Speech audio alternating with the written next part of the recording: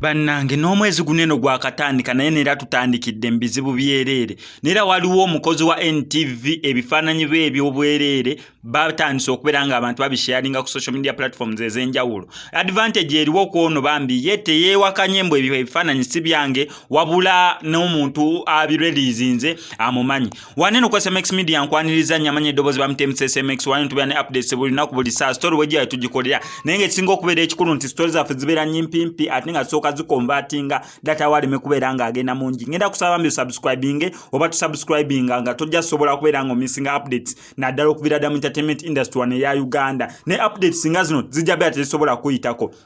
Badde nkyakunnyonnyola ku mukozi wa NTV ebifaananyi bye eby'obwereere bitandise okubeera nga bisatulatinga ssaawa si nnyingi nnyo okuva emabega. Advantage eriwo bambi ono ye teyeewakanye nga wekyali ku mukozi wa NBS Kathe ye yavaayo n'atutegeeza muntu omu yayagala okubeera ng'atta image ye oyo omuwala teyali ye yali mu katambi ye yeewakana. Rwasa yavaayo ye naye n'atutegeeza bulungi nnyo wali omuntu eyaeditinze face yali ya Rwasa naye ng'ekisigadde eno wansi si kya Rwasa.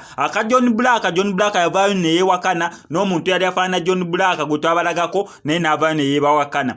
Diana Nabatanzi wano ku SMX Media nze kennyini navaayo nenkola analysis katambi ka Diana Nabatanzi ke bali bagamba nenkukakasa mbu yali Diana Nabatanzi wabula eri yali set ya firimu niyo abaali bazannya firimu z'abantu abakulu zikinakuka. Ani omulala Wena link clarifyinzeko ensonga ze bangi bazze ensonga bazigwamu tuzivaamu tuziddamu naye kakati waneno wetuli mu ssaawa eno omukozi wa NTV nga nero ono ye producer wa program abasinga gimanyi obulungi ennyo. Omanyi TV nyingi nnyo zetulina mu ggwanga erya Uganda nera buli TV ogyako program ey'enjawulo nera emu ku program gyentera okulabako ku NTV ono omukyala ye producer waayo bamuyita Anne ye producer wa program anachaga ni program ndaza producing na amanyikiddwa nnyo okubeera nga ye producer wa program da beat ebeerawo regular kimanyi okuva ssaawa nga 11 paka emu nsuubirawo ssaawa bweziti awo weebeererayo. Avuddeyo bami n'atutegeeza munera yes ekyo ekifaananyi ebirimu kubeera nga bisatulatinga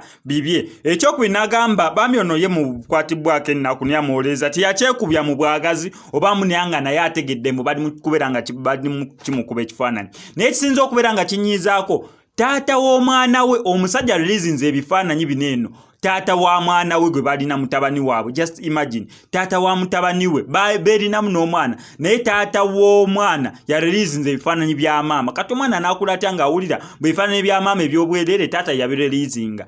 Okitegeera ono mwala avuddeyo n'agamba ekifaananyi kye bamukuba oba bye bamukuba yali yeebase. Okitegeera nga yeebase omusajja n'amukuba ebifaananyi manyi nga muva kuzannyamu awo obuzannyi bw'abantu abakulu ng'orelaxinze weebase omwami n'amukuba ebifaananyi naye mbu azze ng'amutiisa mbu kaliyayo gyabbeera nga njono na olunaku lumu oba olulala neera bulibadde tebuli obwo bayawukana. Actually kyensobola okubeera nga bayawukana mukubeera nga bawukana omusajja teyasiima mukyala kubeera nga amuvuddeko yagenda atandika okukola emirimu gye n'omwami. Omukyala atugamba mbu ebimu ebyamwawukana n'omwami kubeera nga tamuwa kitiibwa n'engeri y'okubeeramuko engeri nkiyite ntya kutuntuza kutimpula webityo bye byamukyayo n'omwami n'amuleka. Omwami ono teyasiima n'asigala nga mugamba ajja kwononera future yo gy'asigala nkutambulirako biki kati paka wareleasinze ebifaananyi. Omukyala avuddeyo n'atutegeeza bambi ne yeetondera public ne yeetondera ensi yonna ne yeetondera abakozi banne naye n'atutegeeza naye taata w'omwana we gw'alina abadde naye takisuubira mu taata w'omwana we kubanga beerinamu omwana tasobola kubeera nga akola ekintu ekyo naye munnange yakikoze.